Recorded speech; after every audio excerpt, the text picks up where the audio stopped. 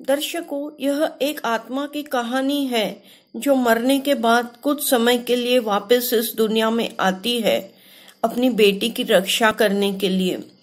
The return of good soul.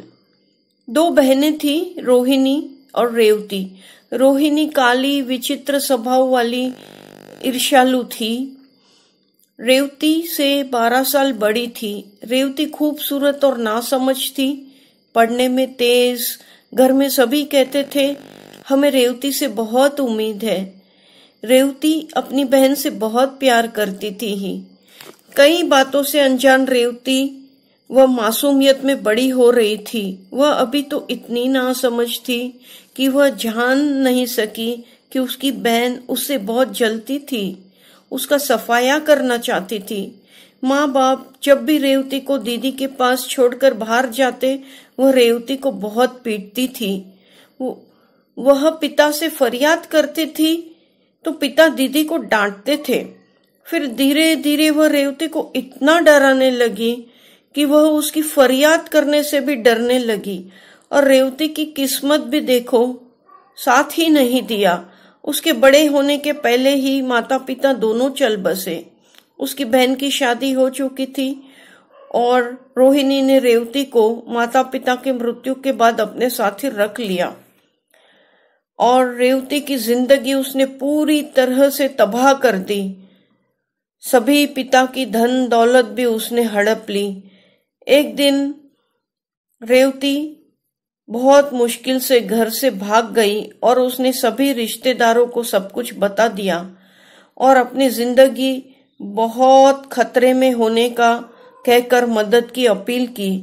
किसी ने मदद करने के बजाय उसे कहा, बेटा देखो, दुनिया बहुत खराब है, लोग तुम्हें नोच डालेंगे, जाओ बहन के पास वापस चली जाओ, आखिर वो तुम्हारी बहन है।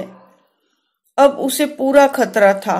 वह जानती थी कि मैं वहां वापस जाऊंगी तो मारपीट बहुत ज्यादा बढ़ जाएगी। अब रेवती के पास कोई रास्ता नहीं था। उसे हर जगह खतरा मंडराता हुआ दिखाई दिया। वह अत्याचार सहते सहते बहुत कमजोर हो चुकी थी। वह डर से बिलख रही थी। फैसला आखिरी था कि बहन के पास नहीं जाना है। अंधेरा होने लगा था। रेवती एक पेड़ के नीचे अकेली बैठकर रो रही थी। वह बेसुध हो गई। कुछ देर बाद उसे महसूस हुआ कि कोई उसे प्यार से जगा रहा है और देखा तो एक अजीब औरत थी। उसे कह रही थी, लो बेटा पानी पी लो और चलो मेरे साथ। उसने पूछा, आप कौन है? वह बोली, मैं रक्षा, तुम्हारी माँ। अब मेरी रूह तुम्हारी रक्षा करेगी। वह एकदम डर गई, लेकिन उसे माँ की ममता का अनुभव हुआ। पर माँ का रूप रंग अब अजीब था। माँ ने कहा, रूह ऐसी ही होती है बेटा, मत डरो मुझसे। तुम ये बात किसी से मत बताना कि मैं तुम्हारी रक्षा करने के लिए आई हूँ। चलो बेटा घर चलो, अब मैं देखती हूँ वो तुम्हें कैसे मारते हैं। वह सब कुछ तुम्हारे पापा की खून पसीने की कमाई है और तुम्हें मैं वहां खुश देखना चाहती हूँ। वह तुम्हारा घर है, चलो। शायद तुम मासूम ये नहीं जानती कि मुझे और तुम्हारे पापा को भी उसी ने खाने में जहर देकर मारा था।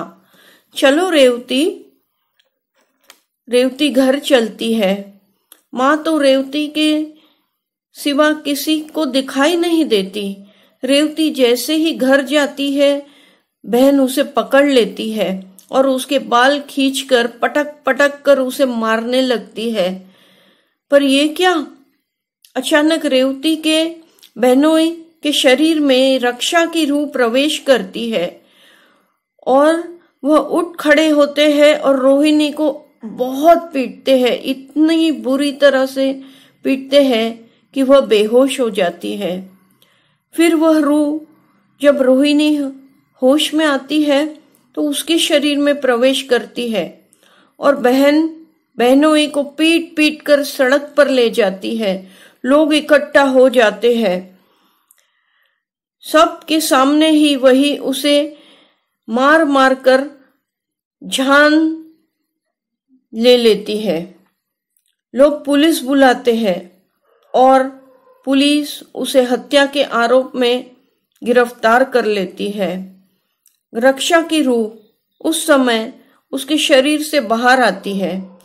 रोहिणी कहती है, मैंने खून नहीं किया। पति की लाश देखकर बहुत डर जाती है, मगर अफसोस इतने ज्यादा गवाहों की गवाही उसे कसूरवार ठहराती है। जेल में उसे एहसास होता है कि वह उसी के कर्मों का फल है। माँ रेवती से कहती है, बेटा अब मेरे जाने का समय आ चुका है, मुझे वापस जाना होगा। अपनी बेटी को खूब दुआएं देकर वह आत्मा हमेशा के लिए चली जाती है और रेवती अपना शेष जीवन चैन से बिताती है।